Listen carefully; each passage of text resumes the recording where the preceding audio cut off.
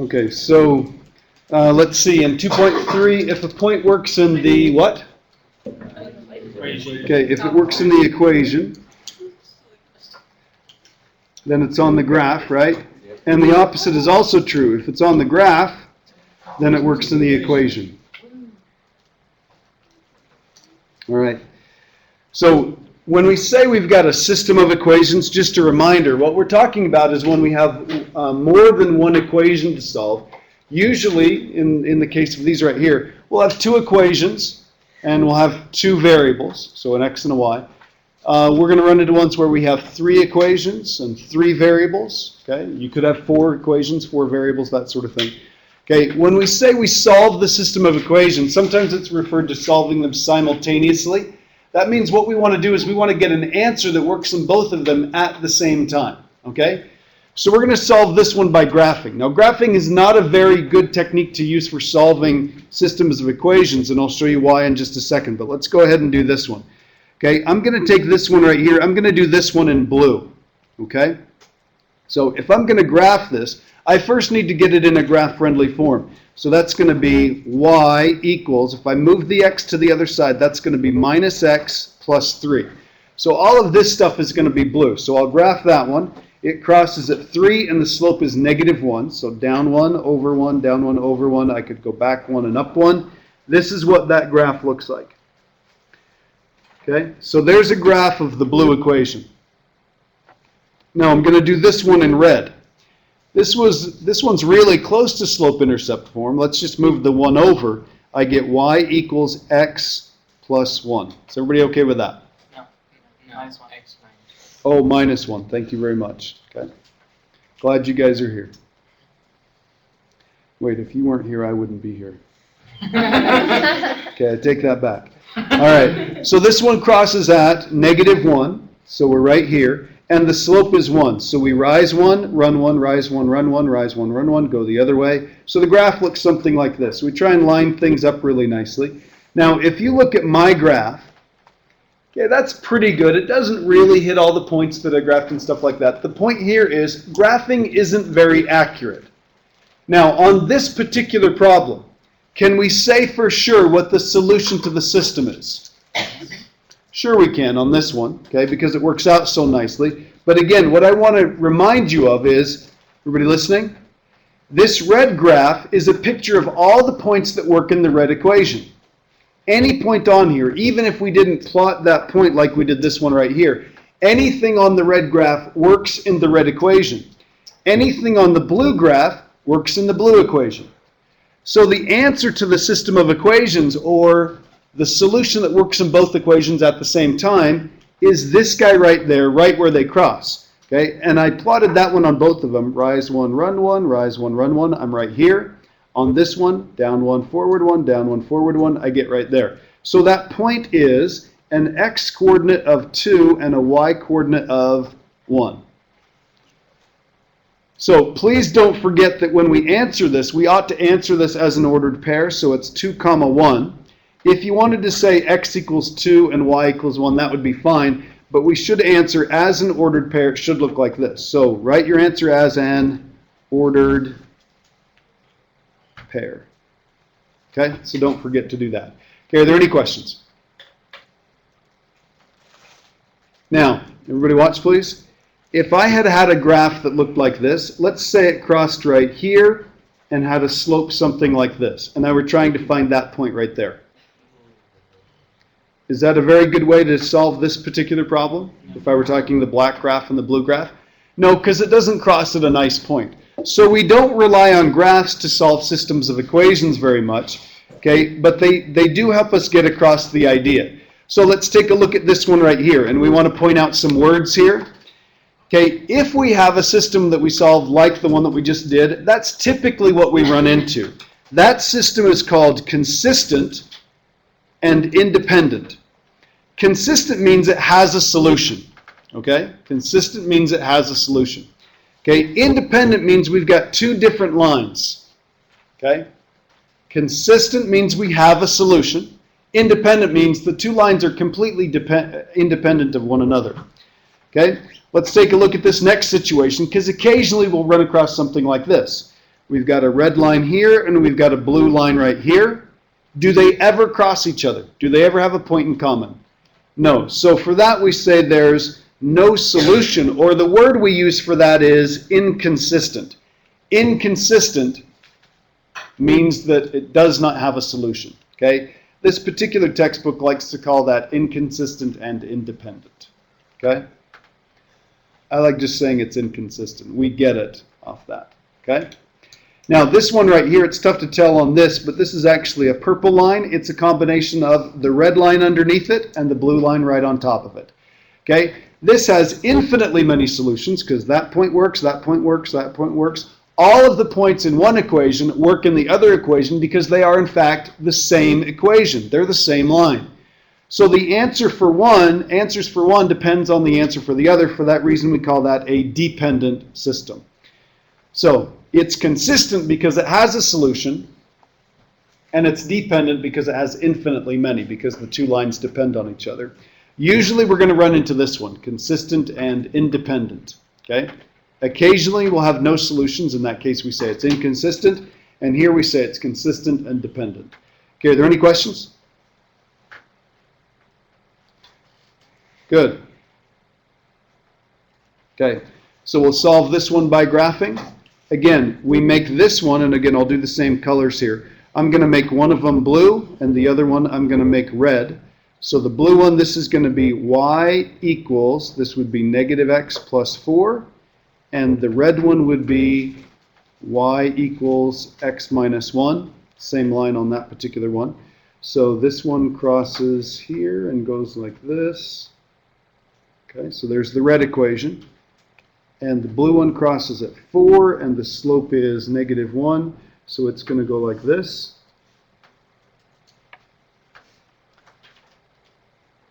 And what do we notice?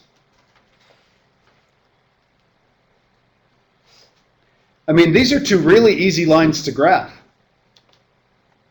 I mean, they look really good, but what do we notice about the solution? Okay, it's not an easy place to find. It's not an easy point to say, hey, I know for a fact what the x-coordinate is and what the y-coordinate is. Now, if you had to take a guess on this, because this one has a slope of positive 1 and this one has a slope of negative 1, I mean, we could be really accurate about how we graphed this. Oops, I should have done those in a different color, but oh well. And that is taking its time.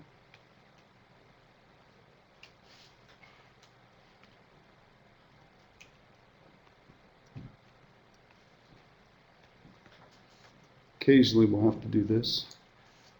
I'm going to close that, and I'm going to open it up again. We should be okay. There we are. Okay. So if I'm looking at those two lines right there, and I zoom in and take a good look at this, roughly where does it look like that point is? What's the x-coordinate? Yeah, about 2.5. So we could say 2.5, we could say 2.5, or we could say 5 halves. Since this is a math class, which do you think we'd like? We're beyond elementary school, we're beyond algebra. We're going to like that one right there. Okay, the improper fraction. Sorry about that. And what do you think the y-coordinate is? A little more than 1, in between 1 and 2, so about 1.5. So that's going to be 3 halves, 1.5, 1.5. Good there? Now, would you be willing to stake your life on that being the answer? No. Probably not. And on this one, I'm going to tell you right now, that is the answer. But if you had to solve everything by graphing and you had to say absolutely for sure this is the answer, graphing is not the way to go. It's the right idea. It can give us a ballpark, but solving for exact answers that way is not a very good idea. So we do something else. Okay? So flip over to the other side. Okay, we're going to solve this one using a couple different techniques. You absolutely have to know the first one. You've got to know the substitution technique, and then we're going to learn elimination. Okay? So substitution is first. Here's how it goes. You isolate one of the variables. There are 6 steps here, but it's not like you've got to memorize these. These will come pretty naturally. Isolate one of the variables. Okay. Choose the easiest equation and the easiest variable. Substitute the equation in step number 1 into the other equation. Okay. Always use parentheses when substituting. Solve the resulting equation. Substitute the answer you just got back into the original equations. Doesn't matter which one. Choose the easiest one. Okay. Solve the resulting equation, and then, of course, write your answer as an ordered pair. So those are the 6 steps. Really wordy and everything, but in essence, it's pretty easy to solve. So the first part is isolate one of the variables. Pick the easiest one to isolate. So you'll take a look at this one right here. One of them is already isolated. Okay? I like to explain substitution like this. If somebody asked you for $1 and you gave them 10 dimes, is that what they were asking for? Probably not. They probably meant a dollar bill, right? But is 10 dimes equivalent to $1? It is. So here's the way I like to think of these. This equation right here, x plus y equals 3, that's asking for an x. It's like it's asking for $1. What are we going to put in its place? We're going to put a y plus 1. So was that exactly what it was asking for? No, but it's equivalent. It's what it equals. So this is y plus 1. Again, plug in parentheses, and then solve from there. So this is going to be y plus 1 plus y equals 3. 2y plus 1 equals 3. Subtract 1 from each side. This is 2y equals 2. Divide by 2, and I get y equals 1. Now, once I know that y equals 1, what do I do with it? Okay, I plug it into either one of the original equations. Which one's the easiest here? The second one. Because if I do that, I get x equals, it's asking for y. What are we going to put in place of the y? We're going to put a 1. 1 plus 1, so x is equal to 2. So all of this work right here, I did to figure out that x is 2, y is 1. By the way, that confirms this answer right here. How do I finish this problem off? Ordered pair, 2, 1. And there's the answer. So this is number 12. It's out of the textbook, but you've got some problems like this on your Math Excel homework. It says solve using substitution. And just a warning right now, on the test that we take, let's see, that's a week from Wednesday. So we're about 10, 15 days away. No, 10 days away. Let's see. You're going to have problems that will have instructions that say solve using substitution, and you've got to use substitution, solve using elimination. So you really need to know how to do this. If for nothing else, for those instructions, I'll show you another reason why you'd need to know how to use it in just a second. So, everybody watching? Of 1, got to look up here, of 1, 2, 3, or 4, which is the easiest variable to get by itself, and why? Again, 1, 2, 3, or 4. Which variable do you want to get by itself, John? 1, because you just have to add the 2 and I always like to make things positive. Very good. Okay, I think m right here is the easiest one to get by itself because all you have to do is slide the 2 over, the 2n over. That's going to make it positive, and I get m equals 2n plus 16. Now, this n, number 4 right here, everybody watching? This is just as easy, but what's the problem with moving the 4m to the other side? It would make it negative. Now, most people tend to make more mistakes the more negatives there are. So this is all positive. Wherever there's an m, I'm going to put a 2n plus 16. So there's an m right there. There, it's a 4. And in place of the m, I'm putting 2n plus 16 plus n equals 1.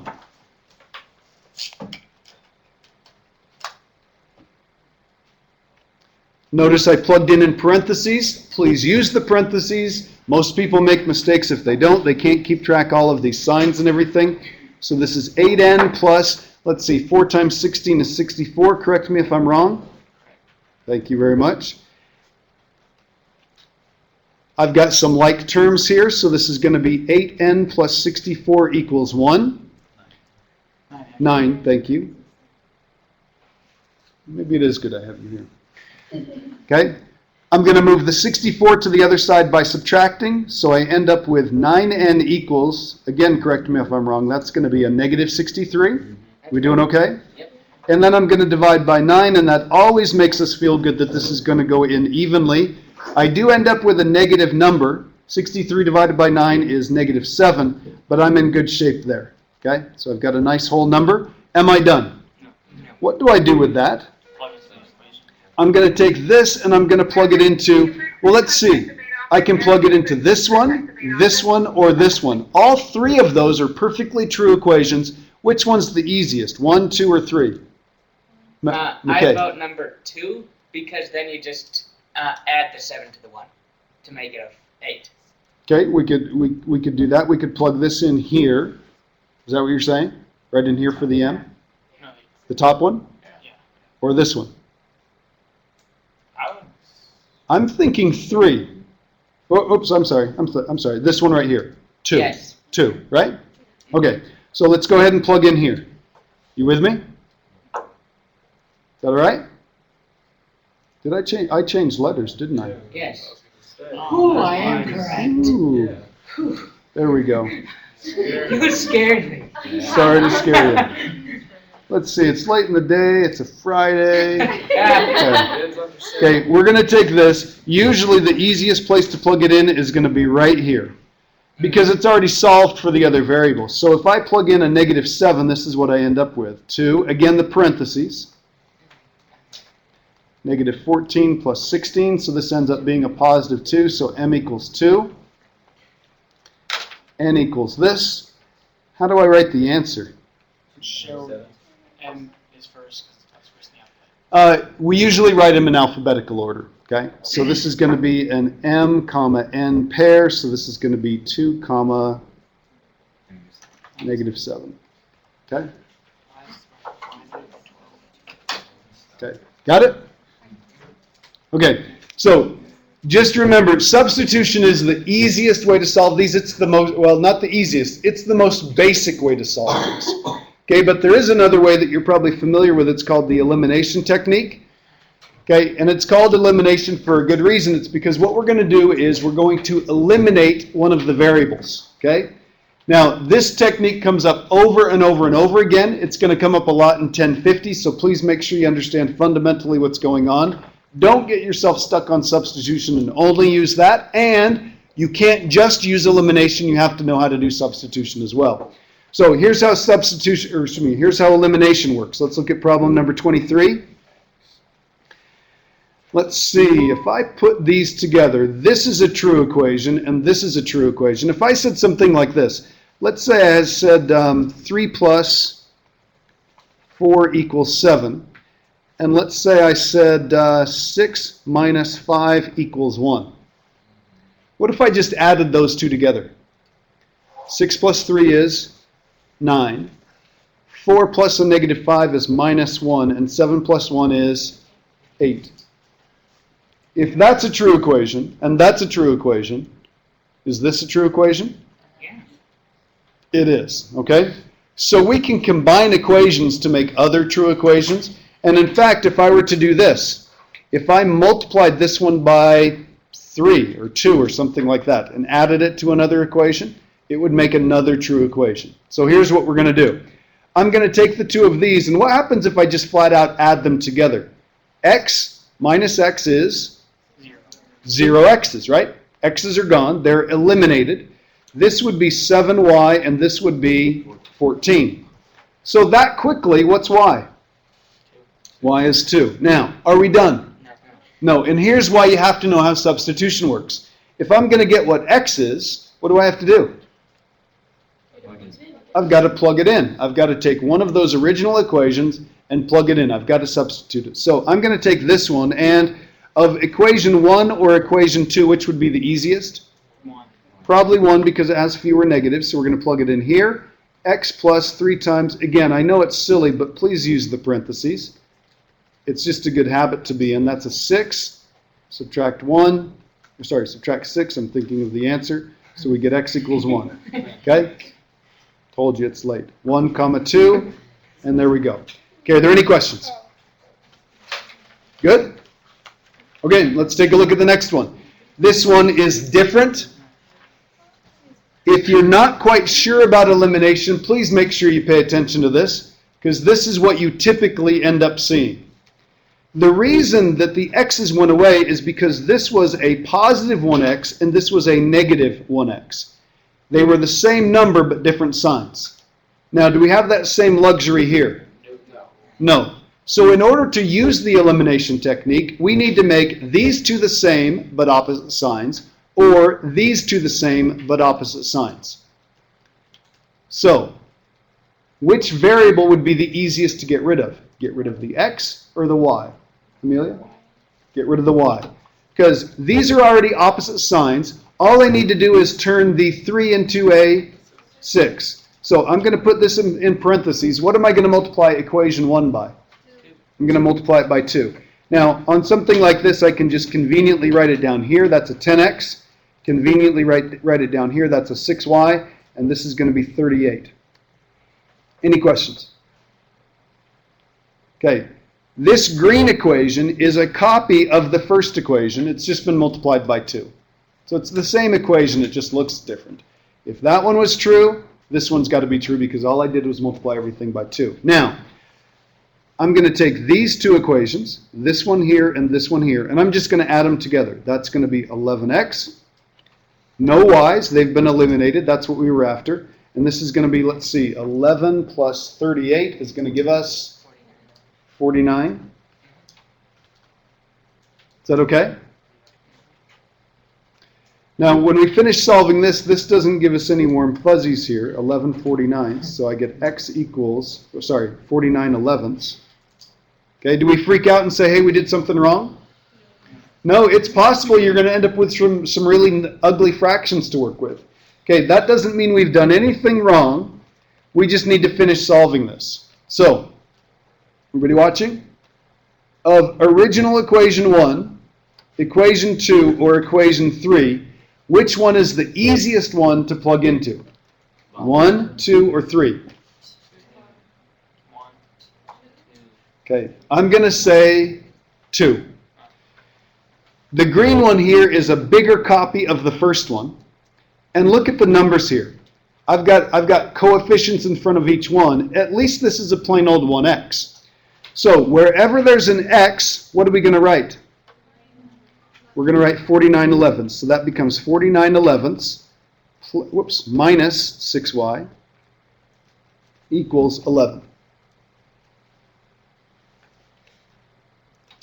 To solve this, I need to get rid of 49/11, so I'm going to move that to the other side by subtracting 49/11.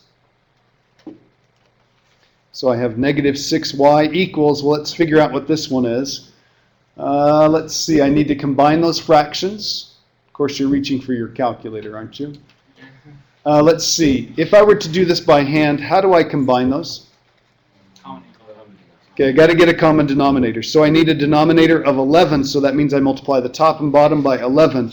That makes this 121/11 minus 49/11. So 121 minus 49 is 72.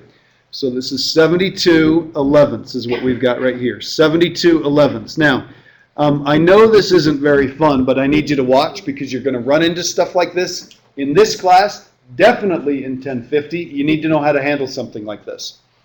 Okay, if there is a fraction in a problem, you might as well think of everything as a fraction. It's going to make your life a lot easier. Okay, oddly enough, you don't like working with fractions, but if there's already a fraction in a problem, go ahead and think of everything as a fraction. So I'm going to think of this as 6/1. So if I had this problem right here, let's say I had 3/4 x equals 9. How would I get rid of the fraction in front of the variable? How do I undo timesing by a fraction? Yeah. Multiply by the reciprocal. So how do I get rid of this fraction in front of the variable? Times by the reciprocal, times by the reciprocal over here also. See how those cancel each other off to be a 1? So how do I get rid of the negative 6/1? Multiply both sides by 1, -6. Multiply by negative 1/6. So multiply by negative 1/6. Now please write it like this. Again, notice what cancels.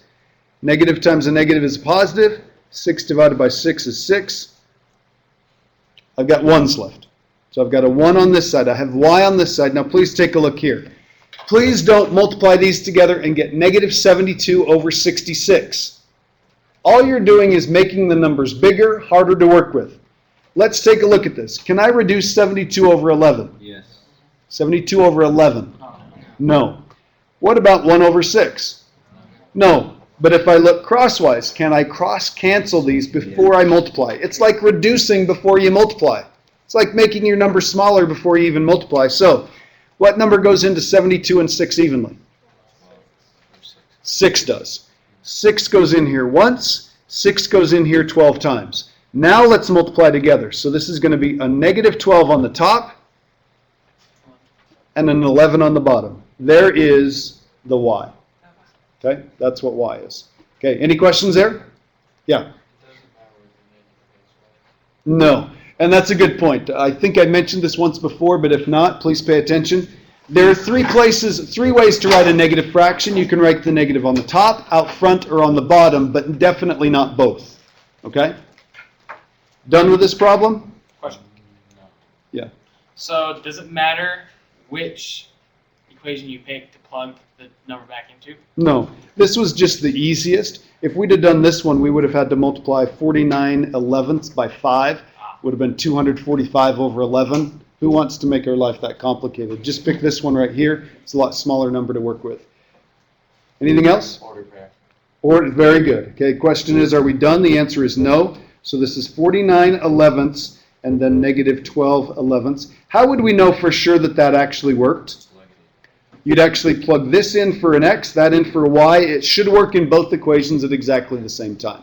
Okay? Do you want to do that? No. You got a calculator, you could do that really quickly. I don't think we've made any mistakes, so that should be the right answer. Are there any questions? Okay. What's different about this one? We don't get the luxury of changing just one.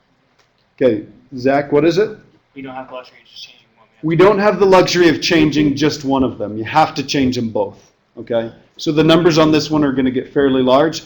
One thing, I mean, this is a decent textbook. One thing I don't like is sometimes the problems get really big and ugly. So you may have to use a calculator to do some of the arithmetic. So let's just double check and make sure. Would it be easier to get these to be the same number and opposite sign, or easier to get these to be the same number and opposite sign? X. Oh, actually, why? Take a good look. Why? Okay? Everybody listening? This is personal preference. If I'm going to make these two the same number and opposite sign, they're already the opposite sign. But the smallest number that I could make both of these into would be a 56, which means that I need to multiply this one by 8 and this one by 7. If I look at this one right here, all I'd have to do is turn them both into tens. One negative and one positive.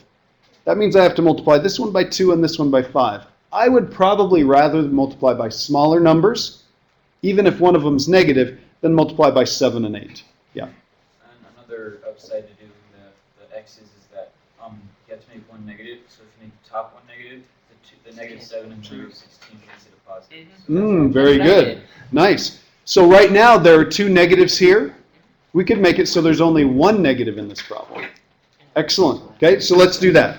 We're going to take this one. I'm going to slide this over so I can change these. And I'm going to draw a big fat line so we don't mess these up. Okay. So I'm going to take this one and I'm going to change it into, let's see, I'm going to multiply by 2, but we said we wanted to make it negative. So this is going to be negative 10x. This is going to be plus 14y.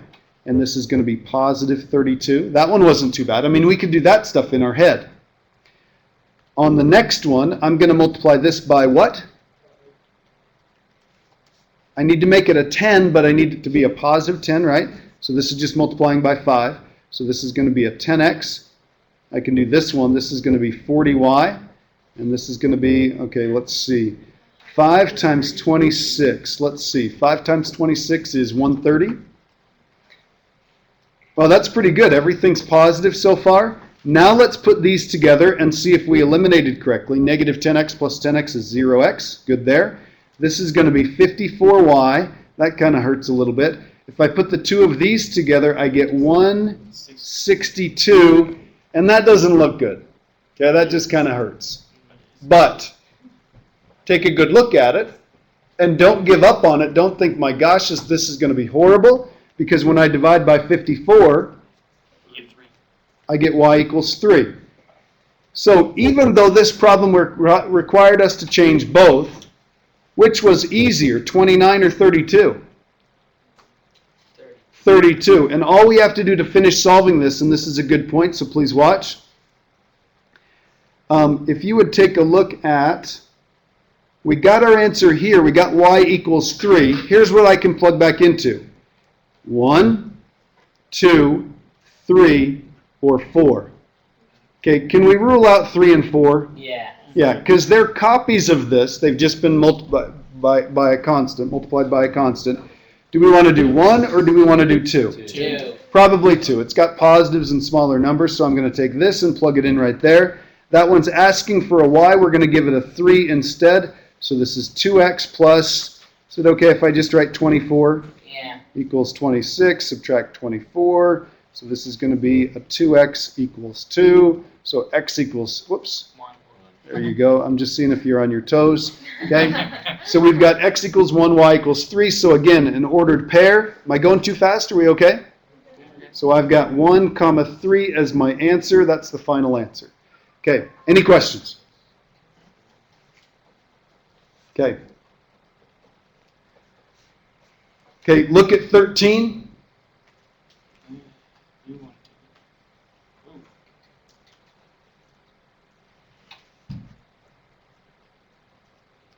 If it just says solve the system and doesn't say which technique, can you use either? Yeah. Now, which one do you like better? As a class, you say elimination or substitution. Which one's better? Substitution. Okay, that's great. Both of them end with a shun, but probably most people tend to like, I'd say usually about 75% of the people like elimination, about 25% like substitution. My point is this. Yeah. Don't get stuck on either one. Okay? If it's set up for substitution, use substitution. If it's set up for elimination, use elimination. And if you can't really tell, usually elimination is better. Okay? But on this particular one, it's already set up for substitution, so let's go ahead and do that. 4x minus 2, we're going to put a 2x minus 3 in its place. So this is 4x minus, well, let's see, this is minus 4x. This is plus 6. Well, that's weird. Did we, I mean, it is Friday and it's late. I've made a couple mistakes already. Did I make a mistake here? No. It's just going to be 0. I didn't. So let's see. That's, wait a minute. No solution. Okay, hold on just a second. Okay, this says 6 equals 6. No, it's the... This says 6 equals 6, and we said if you get an equation that's always true, okay, with a regular equation that means all real numbers work. Well, you can't plug in anything you want and have it be on a line, but the same idea is true. How many answers are there? There's the one line. Okay, there's one line, which is, let's go back up here and take a look at this picture here. Same equation. It's this one right here. They're copies of each other. They're exactly the same line. So how many answers are there? We say infinitely many. Okay? So here's how we'd answer this one. We would say this one is consistent, but it's dependent. And there are infinitely many answers.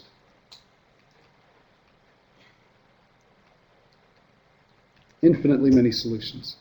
Boy, that's ugly. It's really ugly. So if we get a problem like that on Math Excel, how sweet. Oh, no, I was talking about my writing. Oh. Okay? Any questions there? Okay, next one, let's take a look at 34.